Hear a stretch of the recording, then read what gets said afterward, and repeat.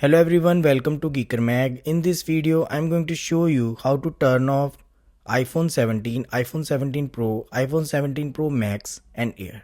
So basically there are two ways to achieve it. In the first method, you need to swipe down from top to bring the control center options. On the upper right corner, you will see the power button. Long tap on it and this screen will appear. Now use slide to power off option and your iPhone will turn off. In the second method, we need to make use of the physical button. For that, press and hold the power button on the right and volume up button on the left until you see slide to power off. Now you know the drill. Just use this option and your phone will be turned off. I hope this helps. If this video was helpful, like and subscribe it. Thanks for watching.